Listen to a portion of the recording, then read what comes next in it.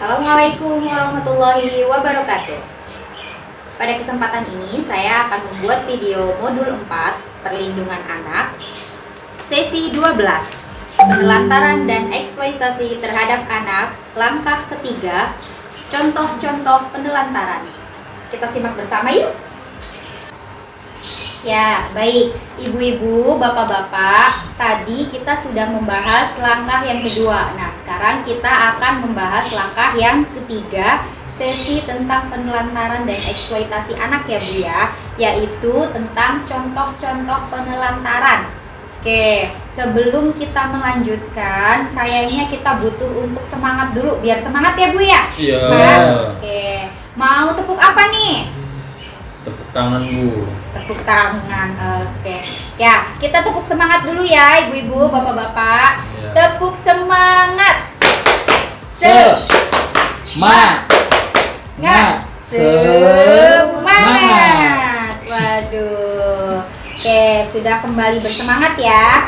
Baik, sekarang untuk langkah yang ketiga ini, saya akan meminta bapak-bapak dan ibu-ibu untuk membentuk kelompok. Oke, baik. Yang sebelah sini nanti jadi kelompok 1 ya Bu ya. Iya Bu. Nah itu yang di belakang nanti kelompok 2. Iya Bu. Kemudian yang di sini nanti kelompok 3. Baik. Silahkan saya beri waktu 5 menit untuk berdiskusi terlebih dahulu dengan masing-masing kelompoknya tentang apa saja contoh eksploitasi terhadap anak. Contoh penelantaran terhadap anak. Silakan diskusi dulu ya Bu. Iya.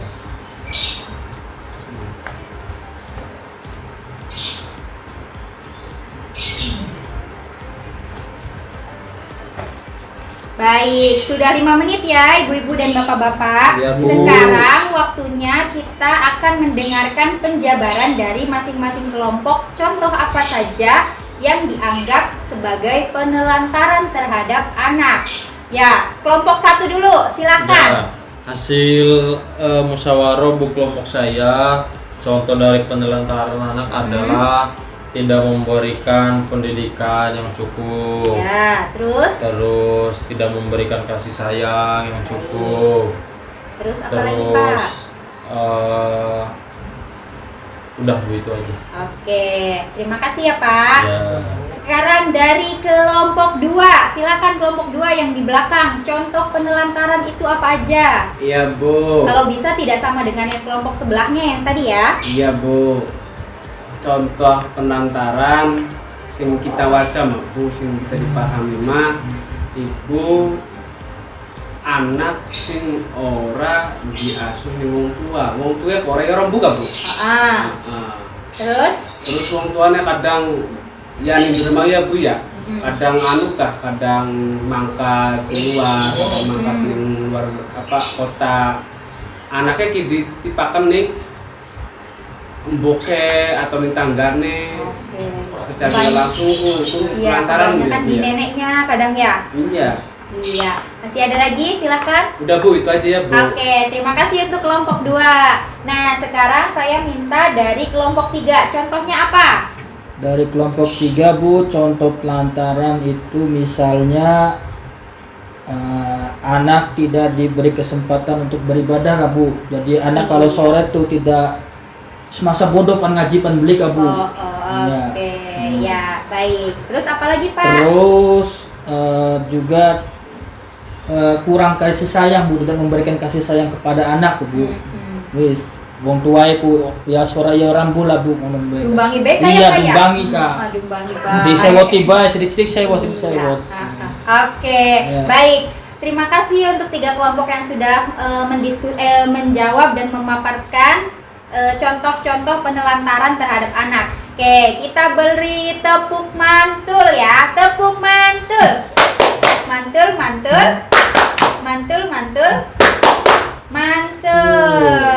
Oke, baik Ibu Bapak. Untuk melengkapi contoh-contoh yang tadi yang sudah dipaparkan oleh 3 kelompok, di sini ada flip chart yang memperlihatkan ada contoh-contoh penelantaran ya. Baik, silakan Pak Jainuddin. Dibaca yang ini Pak, kelihatan nggak Pak? Kelihatan Bu. Silakan. Yang pertama. Tidak memberikan makanan yang sehat, aman dan bergizi. Oke, sampai nomor ketiga Pak, silakan. Ya, Pak. tidak diberikan tempat tinggal dan pakaian yang layak. Ah. Tidak pernah diberi waktu dan kesempatan bermain. Oke, silakan dilanjutkan sama Bapak yang di belakang tuh. Apa kuno Bu? Kelihatan nggak Pak? Katon tulisannya? Bliman. Nang adu digabu apa sih kuno? Oke, yang keempat Contoh-contoh Bu, contoh-contoh penelantaran yang pelantaran nomor nomor pira Bu? 4. Nomor 4 kelihatan nggak? Nomor 4 itu tidak Diizinkan. apa kuno Bu? Izinkan. Tidak diinginkan sekolah. Ya, Diizinkan sekolah Bu ya. Ya. Oke, Iya. karena jauh ya Pak ya. Iya, maklum Bu kula mah Baik. warna digabu. Iya, silakan Bapak yang melanjutkan yang di sebelah sininya, di bawahnya. Tidak melakukan imunisasi terhadap anak. Terus? Tidak ke posyandu untuk menimbang berat dan ukur tinggi badan. Oke, terima kasih. Nanti saya lanjutkan ya. Yang ini tidak dibawa berobat ke puskesmas atau layanan kesehatan lain ketika anak sakit. Kemudian tidak mendukung pendidikan anak. Yang selanjutnya tidak memberikan kasih sayang, tidak memberikan perhatian, tidak mendengar pendapat anak, tidak memberikan kesempatan beribadah, tidak mengenalkan nilai-nilai baik dan buruk, tidak mengajarkan dan untuk menghargai dan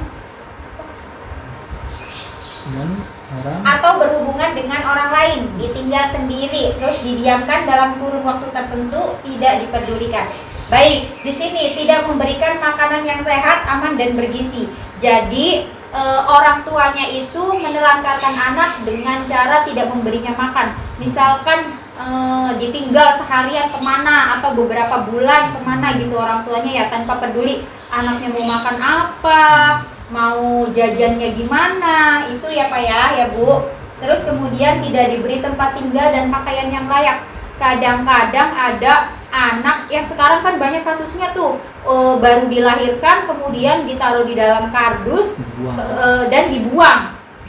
Sekarang banyak terjadi seperti itu ya Bu ya Pak. ya. Nah, itu adalah contoh dari penelantaran. Kemudian tidak diberi waktu dan kesempatan bermain. Jadi misalkan si anak ini sehari-harinya disuruh kerja terus, suruh nyuci piring, nyuci baju, dan lain-lain sebagainya, atau disuruh berjualan yang memang itu bukan kehendak dari anaknya. Terus tidak diizinkan bersekolah, yang seperti tadi, anaknya nggak boleh sekolah, dia harus kerja.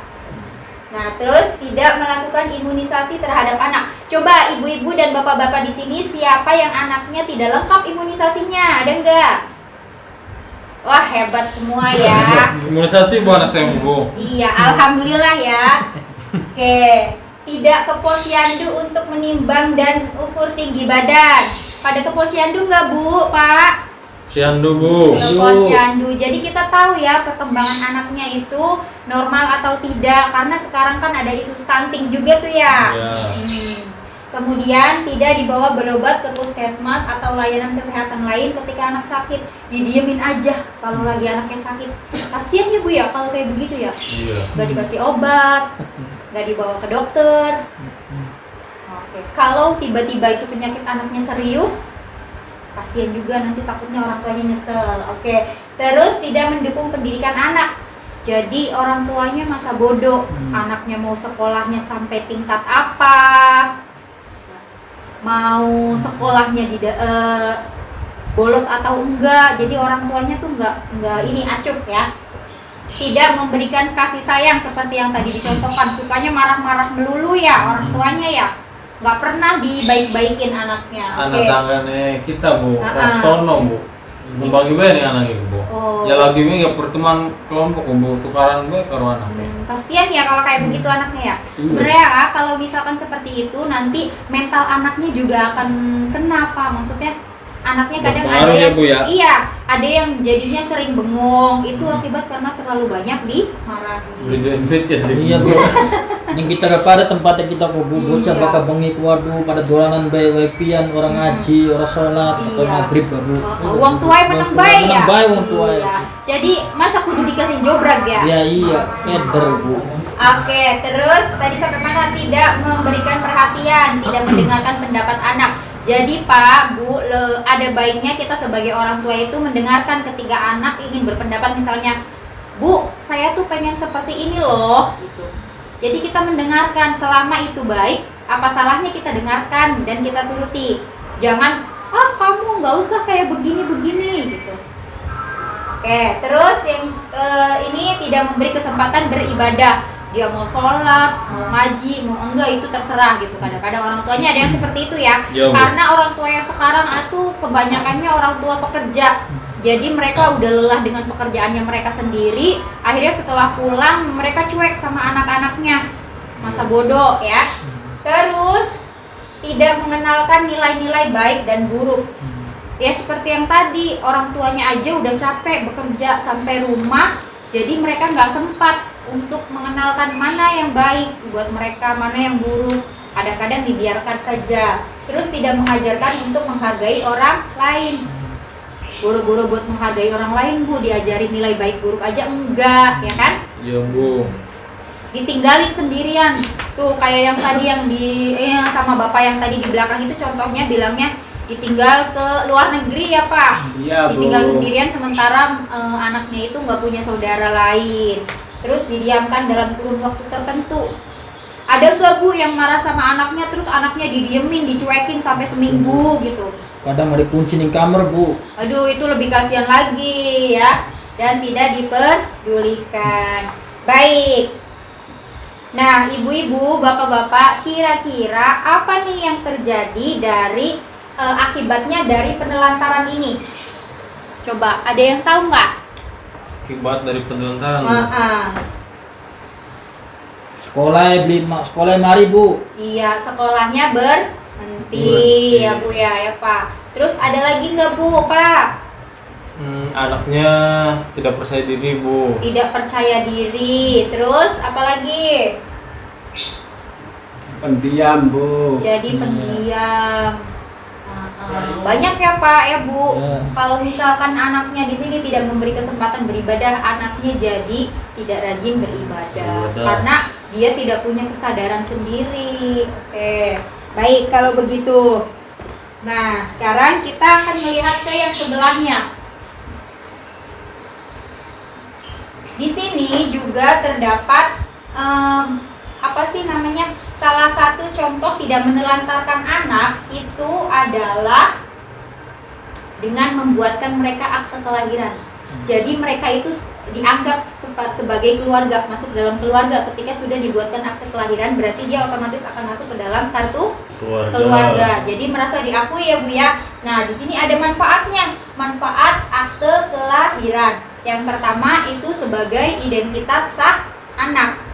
Kalau anak misalkan di akte dia belum ada, dia belum ada akte, di kakak juga dia belum ada, kira-kira nanti bingung. Kadang-kadang kalau yang di PKH nih pasti yang ditanyain, ini anaknya niknya berapa, ya kan Bu, Pak? Ya, Bener Bu. ya, yang suka Betul. kejar-kejar itu karena belum memiliki identitas yang sah. Kalau Iya, dia Bu. belum punya akte, nggak ada niknya, kasihan. Terus yang kedua, memastikan asal usul anak. Kenapa memastikan asal usul anak? Di akte kan ada namanya, nama orang tuanya. Misalkan anak dari pasangan bapak ini dan ibu ini, gitu ya Pak ya Bu. Oke, terus yang ketiga, coba Pak Jainuddin yang ketiga dibacakan. Yang ketiga apa tuh, Bu? Mendapatkan layanan kesehatan dan pendidikan bagi anak. Oke, ketika akte sudah ada, si anak akan dengan mudah mengakses layanan kesehatan dan layanan pendidikan. Coba, kalau misalkan kita ke puskesmas, biasanya yang ditanya itu apanya Bu? Kakak Dan akte. akte kalau dia tidak punya KTP. KTP.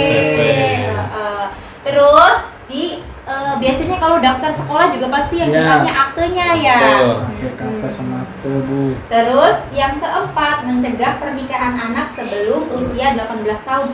Kenapa Bu kok akte ada hubungannya dengan itu? Dari akte kita akan tahu, bisa menghitung usia anak ya. Oke, yang kelima silakan Pak dibaca. Kepastian mendapatkan hak waris, Bu. Nah, seperti yang tadi, ketika sudah ada akte dan masuk ke dalam KK, maka dia dianggap sebagai anggota keluarga yang sah. Jadi mendapatkan hak warisnya juga gampang. Terus sebagai dasar pembuatan dokumen lain seperti KK, KTP, SIM, paspor, dan lain-lain. Ya Bu ya Pak. Sampai sini mungkin ada yang ditanyakan dulu. Paham Bu? Aha, baik. Nah, di sini yaitu pesan-pesan yang harus saya sampaikan nih. Ini kuncinya, tidak memenuhi hak-hak anak adalah penelantaran anak. Ya. Terus yang kedua, sebagai orang tua kita harus melakukan pencegahan terhadap penelantaran. Yang ketiga, sebagai bentuk pemanfaatan anak untuk mendapat keuntungan materi maupun bukan materi adalah eksploitasi anak. Yang keempat, orang tua wajib melakukan pencegahan terhadap eksploitasi. Oke, terima kasih ya ibu-ibu dan bapak-bapak yang sudah hadir di kesempatan kali ini. Oke, kita tepuk wow untuk kita semua ya. Ya Bu. Ya, tepuk wow. Kita beri W. Kita beri O. Oh, Kita beri W. we. Wow. Oke, terima kasih untuk semangatnya ibu-ibu. Sekian dari saya, kurang lebihnya mohon maaf ya. Assalamualaikum warahmatullahi wabarakatuh. Waalaikumsalam. Waalaikumsalam warahmatullahi wabarakatuh.